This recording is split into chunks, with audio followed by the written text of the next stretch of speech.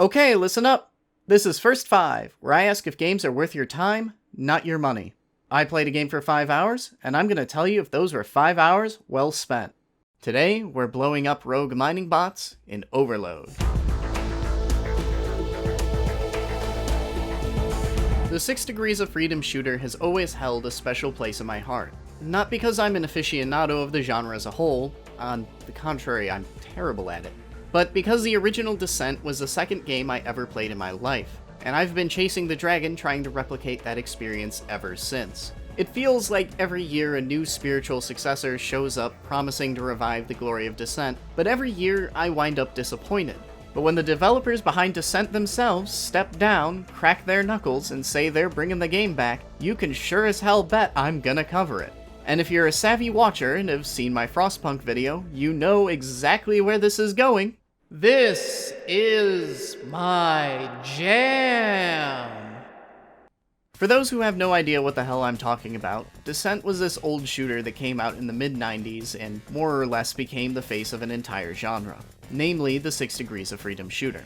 It's a mouthful, but it just means that on top of all the usual movement options you'd expect from a shooter, you can also pitch and yaw, something that was only really relevant for stuff like flying spaceships. Which, surprise surprise, is exactly what Descent and Overload are about, shooting lots of mining bots in a spaceship. While the movement system separated Descent from other shooters, it was its level design that separated it from other games where you controlled a plane or spaceship. Instead of flying your ship around the vastness of space like a dogfighter, Descent's level design was entirely composed of interiors, making its levels claustrophobic and its combat that special mix of corner sniping and high-octane weaving between projectiles that you mostly only get from 90s shooters. Overload is as close to a modern recreation of Descent as you're ever probably going to get, to the point where it doesn't even really feel modern. The core gameplay loop of hunting down the reactor and then bolting for the exit before it explodes is the same. Maps continue to be a winding maze of tunnels and arenas filled with secrets to find. Enemies will be instantly recognizable, both in their designs, which are tweaked ever so slightly so as to not trigger a lawsuit, and in their lore, in which literally everything from ships to guns is space mining equipment repurposed for war. And counter design feels lifted straight out of the 90s, with every enemy hand-placed around corners and in little closets waiting to ambush you. Even many of the minor details, such as the sound effect for picking up items, are almost identical.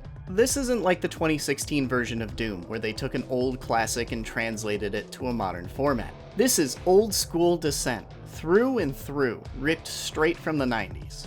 For better or worse, this might as well be Descent 4 in every way imaginable, but I think it's for the better. The fact it plays exactly the same and is still a blast after all these years is a very special kind of wizardry you'll only experience a few times in your life. I'm reliving my childhood here, guys. It isn't a one-for-one translation, of course. For one, a few decades of graphical improvements on the originals means I can actually read the map without squinting at it for 5 minutes from different angles now.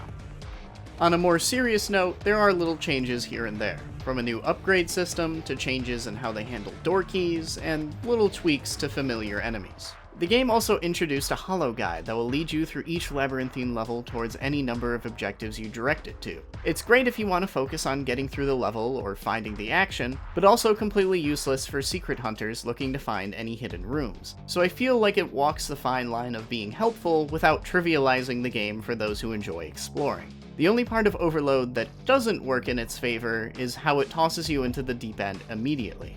Overload is vastly more forgiving than its predecessors, at least giving you a tutorial where it throws a bunch of button prompts at you. But the 6 Degrees of Freedom movement system is a pretty foreign one in today's landscape, and between wrapping your head around that, juggling your weapons with both a weapon bar and a scroll wheel, and random buttons for things like flares or headlights, there's a lot to absorb up front. Mind you, while Overload's controls are still going to take some getting used to, they've been made a lot more intuitive than they ever were back in the 90s. Having a weapon wheel for your secondary weapons on top of a bar for your primaries might sound like a nightmare, but it's still better than the olden days of having to scramble to find the 8 key in the middle of combat to swap out my missiles. Even so, for newcomers, it's a lot up front to internalize. The main campaign is going to be where you spend the bulk of your time, But there's also a horde mode with a number of maps lifted from it to tool around in on the side. It takes a bit to ramp up, but it's good fun to race through a small arena and just shoot anything that moves. It ditches the campaign's more measured gameplay, trading ambushes and designed encounters for constant skirmishes that you flip between as you bounce around the level hunting for something to shoot. Multiplayer also exists, but there are like 30 people playing it, so don't expect it to be much of a thing in a week or two. So, let's get to the verdict. After all my glowing praise, I doubt I'm shocking anyone by recommending Overload. While I admittedly can only view it through the rosiest of lenses imaginable, Overload is everything I could have ever wanted from a modern-day recreation of Descent. And seeing as I'm still only 2/3 through the campaign, I'm of course going to keep playing it. I will include the caveat that for someone who hasn't played the original series, it's going to be a bit of a leap to get into. But this is about as good as the genre gets, and if you're a fan of the old Descent games, or have heard of them and want to give one a try, now is your time. Hey, I hope you enjoyed this episode of First 5. If you did, like, subscribe, or best of all, share this video around wherever you can. Overload by Revival Productions is available on PC. I'll see you all next week.